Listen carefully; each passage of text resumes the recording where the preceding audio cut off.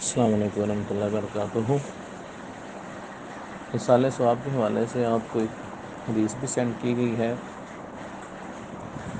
وہ حدیث اصالہ ثواب کے حوالے سے بنیادی اور بیسیکلی حیثیت رکھتی ہے، بنیاد ہے۔ اس کے علاوہ کچھ حدیث کے اندر اور بھی اصالہ ثواب کے طریقے آتے ہیں، لیکن اگر دیکھا جائے تو وہ سارے کے سارے جو طریقے ہیں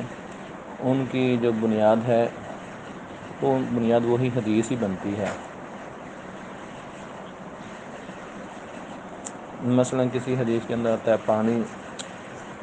کا انتظام کروا دینا، یعنی اس دور کے اندر کنواں آتا تھا تو کنواں لگوا دینا، یا پھر ایک روایت میں آتا ہے کسی کو قرآن کا مصحف لے کر دے دینا، یا ایسے ہی کسی کو کوئی چیز لے کر دے دینا جس کے ساتھ اس کو فائدہ پہنچے، تو آ جا کے ان تینوں یعنی کہ طریقوں کے اندر بند ہو جاتے ہیں۔ صدقہ جاریۃ، اس کو اگر کھولا جائے تو اس کی بہت زیادہ تفصیل وہ کھل جاتی ہے، جس کا خلاصہ یہ ہے کہ اپنی زندگی کے اندر آپ کوئی بھی چیز وقف کی ہے، آپ نے وقف نامہ جو ہے، مثال کے طور پر آپ نے کسی جگہ صاف پانی کا انتظام کروا دیا، مسافروں کے لیے مہمان خانہ بنوا دیا، کسی غریب آدمی کا گھر کمرہ بنوا دیا، چھت ڈلوا دی، کوئی مسجد تعمیر کروا دی، کوئی مدرسہ تعمیر کروا دیا، مسجد میں ٹوٹی لائٹ پنکھا لگوا دیا، ایسے ہی کسی بھی جو جس کو کہتے ہیں نا کہ کسی کے پاس کام کاج نہیں ہے، جو بھی روزگار ہے، اس کے لیے کوئی روزگار کا آپ نے بندوبست کر دیا، کوئی بیوہ، کوئی مسکین، کوئی غریب عورت ہے، اس کو آپ نے کوئی سلائی مشین وغیرہ اس طرح کی کوئی چیز لے کے دے دی جس کے ساتھ اس کا روزگار چل گیا ہے۔ یعنی کہ یہ ساری کی ساری صورتیں جو ہیں آپ نے طلباء کو مدرسے مسجد کے اندر پڑھنے والے طلباء کو کتابیں، قرآن اور اس طرح کی چیزیں لے کر دے دیں جس کے ساتھ وہ آپ کے بعد وہ چلتا رہا۔ یہ ساری صدقہ جاریہ کے اندر ہیں، جس کا فائدہ جب آپ نے وقف کر دیا اس کو، آپ کو زندگی کے اندر بھی ہوگا اور مرنے کے بعد بھی اس کا فائدہ آپ کو ہوتا رہے گا۔ اگر پھر دوسرے نمبر پر آئیں علم ینتفع بہ، اس کی بھی اتنی ڈیٹیل اور تفصیل ہے کہ جتنا بھی اس کو بیان کیا جائے کم ہے۔ مثلاً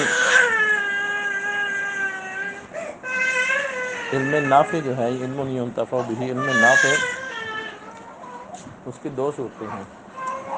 ایک ہے دین کا علم اور دوسرا ہے دنیا کا علم۔ یہ دونوں ہی علم نافع کے اندر آتا ہے۔ دین کا علم جو ہے وہ زیادہ اس کے اندر معنی رکھتا ہے، اور دنیا کا علم جو ہے وہ بھی اس کے اندر معنی رکھتا ہے۔ اس کو مزید سمجھے یوں، دین کا علم کسی کو قرآن پڑھایا، حدیث پڑھائی، اپنی تقریر کے ذریعے، اپنی تحریر کے ذریعے، اپنے جمعہ اور اس طرح سوال و جواب ہیں، اس طرح واضح و نصیحت کے ذریعے کسی بھی طریقے سے آپ نے کسی کو ہدایت پر لگا دیا، راہ راست پر چلا دیا، اس کے لیے ہدایت کا آپ سامان بن گئے۔ جیسے کہ نبی صلی اللہ علیہ وسلم سیدنا علی رضی اللہ تعالیٰ عنہ نے فرمایا تھا کہ کسی کا کے ذریعے مسلمان ہو جانا یہ سرخ اونٹوں سے بھی بہتر ہے۔ تو یہ ایک بہت بڑا صدقہ جاریہ ہے انسان کے لیے، نافع علم۔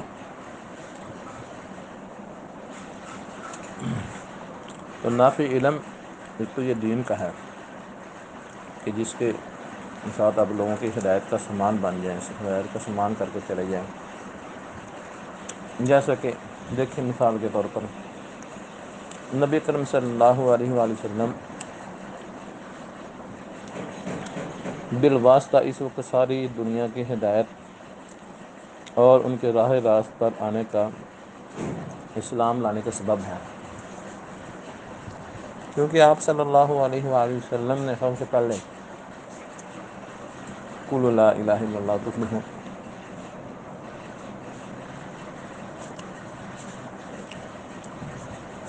اس چیز کی طرف دعوت دی ہے۔ اس کے بعد پھر صحابہ کے بعد پھر تابعین، تابعین تبع تابعین، ایسے ہی یہ سلسلہ آگے نسل در نسل چلتا آیا۔ تو شروع کرنے والا کون ہے؟ وہ نبی صلی اللہ علیہ وسلم ہے۔ یہی وجہ ہے کہ اس دنیا کے اندر، روئے زمین کے اندر جتنے بھی مسلمان ہیں، جتنے بھی وہ نیکی کام کر رہے ہیں، ان کا ثواب جو ہے وہ نبی کریم صلی اللہ علیہ وسلم کو بھی جا رہا ہے، پھر آپ کے آگے، آپ سے لے کر جو پھر آگے پہنچانے والی ہیں صحابہ کرام، ان کو بھی جا رہا ہے، پھر آگے جو تابعین ہیں انہوں نے ان سے لے کر آگے ہم تک پہنچائے، ان کو بھی جا رہا ہے۔ محدثین ہیں، حتیٰ کہ علماء کرام ہیں آج کے دور کے اندر جو گزر گئے ہیں یا موجود ہیں، جنہوں نے آگے اپنے شاگرد تیار کیے، آگے ایک ایک استاد نے 100 یا ہزاروں کی تعداد میں شاگرد تیار کی، وہ سارے کیا ہیں؟ منتفع علم نافع ہیں جو انہوں نے دیا فائدہ۔ اور علم نافع کے اندر دنیا کا بھی علم آتا ہے جو حلال اور جائز ہے۔ مثلاً ایک انسان کو اللہ تعالیٰ نے کوئی فن، کوئی کاریگری دی ہے، ٹیلرنگ کا، درزی کا شعبہ دیا ہے۔ وہ کسی آدمی کو دیکھتا ہے کہ یہ آدمی یار بیچارہ بے روزگار، اس کو کوئی کام نہیں ہے، وہ اس کو سکھلا دیتا ہے یہ کام، یہ علم اس کو سینے سلانے کا علم اس کو دے دیتا ہے، تو اس کے ساتھ اس کا روزگار بن جاتا ہے، تو یہ بھی اس کے لیے صدقہ جاریہ ہے۔ کسی کو اپنے ورک شاپ کا علم سکھلا دیا، الیکٹریشین کا علم سکھلا دیا، یہ ڈینٹنگ پینٹنگ کا علم سکھلا دیا، یہ رنگ روغن کا علم سکھلا دیا، آٹو مکینک کا علم سکھلا دیا، یعنی کوئی بھی آپ نے علم سکھا دی جو حلال ہو، جائز ہو، درست ہو، وہ حرام کاموں میں سے نہ ہو کہ آپ اس کو غلط کام سکھلا دیں۔ تو ایسے جتنے بھی کام جس سے کسی کا روزگار بن گیا ہے، کسی کا روزی روٹی کا ذریعہ چل گیا ہے، تو وہ بھی علم ينتفع کے اندر آتا ہے، یعنی کہ مخلوق خدا کو آپ نے اس علم کے ذریعے فائدہ پہنچایا اور ان کے لیے آگے کام چل نکلا ہے۔ ایسے ولد صالح اگر اس کو کھولا جائے تو اس کے اندر بھی بڑی تفصیل ہے اور حدیث کے اندر بڑی وضاحت ہے، یعنی کہ اس کے اندر اس بات کو بنیادی طور پر ذہن کے اندر رکھیں، والدین صالح یدعو لہ، اس والدین صالح نیک اولاد، اس لفظ کے اندر اشارہ ہے اس بات کی طرف کہ والدین اپنی اولاد کو نیک بنا کر دیں۔ جب ان کو والدین صالحین وہ بنائیں گے تو تب وہ ان کے لیے یدعو لہ، ان کے لیے دعا کریں گے۔ اگر انہوں نے ان کو نیک بنایا ہی نہیں، نیکی پر لگایا ہی نہیں، تو وہ ان کے لیے کیسے نافع اولاد ہوگی، ان کے لیے کیسے وہ ہدایت کا سبب بنے گی، ان کے لیے کیسے وہ دعاؤں کا سبب بنے گی۔ تو یہ جو والدین صالحین، یہ پہلی شرط ہے جو والدین نے کروانی ہے، ان کو والدین صالحین انہوں نے بنانا ہے، تو پھر وہ والدین صالحین یدعو لہ، پھر ان کے لیے یہ بننا ہے۔ تو اس لیے ماں باپ کے، والدین کے اوپر، یعنی کہ جتنے بھی صدقہ جاریہ کے طریقے، ان میں سب سے اچھا جو طریقہ ہے یہ بہتر کہ انسان اپنی اولاد کو نیکی، ہدایت اور اسلام کے اوپر چلا کر جائے۔ جیسا کہ حدیث میں آتا ہے 10 سال کا بچہ ہو گیا ہے تو اب اس کو 7 سال کا ہو گیا ہے تو اس کو پیار محبت سے نماز کی طرف لے کے جاؤ، اور 10 سال کا ہو گیا تو اس کو مارنا بھی والدین کے لیے، ان کی اجازت اللہ نے دی ہے، ان کو حکم دیا کہ ان کو مار کر بھی پڑھاؤ۔ تو جس نے ساری زندگی اپنی اولاد کو کسی نیکی کے کام پر لگایا ہی نہیں ہے، چلایا ہی نہیں ہے، اس کو نیک بنایا ہی نہیں ہے، تو اب وہ اس کے لیے اگر نیک ہے تو جیسے صدقہ جاریہ نیکی کے اندر بنے گا، تو اگر بد بنا کر گیا ہے تو بدی کے اندر بھی تو اس کے لیے صدقہ جاریہ بن سکتا ہے۔ تو اس لیے والدین صالحین، یہ ماں باپ ان کو بنائیں، نیک اولاد بنائیں زندگی کے اندر، جتنی اللہ نے ان کو طاقت دی ہے جب تک ان کے اختیار میں کریں، تو پھر انشاءاللہ وہ ان کے لیے صالح یدعو لہو کا وہ سبب اور سامان بنیں گے۔ ورنہ اگر ان کو گمراہی کے راستے پر ڈالا، شرک کے راستے پر، غلط اسلام کی طرف، بدعت و خرافات کی طرف، عقائد کی اعمال کی خرابیوں کی طرف، تو وہ ان کے لیے صدقہ جاریہ نہیں بنیں گے، ان کے لیے وہ سیئاتی جاریہ بنیں گے، ان کے جاری رہنے والے گناہوں کا سبب بنیں گے۔ ان کو غلط عقیدہ دیا، ان کو غلط اعمال بتلائے، قرآن و سنت سے ہٹ کر، قرآن و سنت سے ہٹا کر آپ نے ان کو کہیں اور یہ مزارات، دربارات، ان پر سجدے، نظر و نیازیں، چڑھاوے، ان کاموں کی طرف آپ نے لگایا۔ بالغ ہونے کے بعد ان کو اپنا گناہ بھی ملنا ہے، تو آپ کو ان کا بھی اور اپنا دونوں کو ملنا ہے گناہ، کیونکہ آپ نے ان کو اس کی طرف لگایا ہے۔ تو اس لیے خود بھی ہدایت پر ہوں اور اپنی اولاد کو بھی ہدایت، دین خالص، اسلام خالص، سب سے پہلی چیز ہے اسلام اور کفر، کفر سے ہٹا کر اسلام کی طرف۔ پھر اسلام کے اندر بھی بہت سارے فرقے، بہت سارے باطل نظریات، باطل عقائد، اسلام کا نام لے کر، اسلام کی دکان ڈال کر اس کے اندر اپنے اپنے فرقوں، اپنے اپنی جماعتوں، اپنے اپنے اماموں اور اپنے اپنے طریقوں کے اوپر لوگوں کو لگانے والے، ایسے لوگوں سے بچنا اور بچانا یہ بھی ہم پر ضروری ہے، کیونکہ دین تو وہی ہے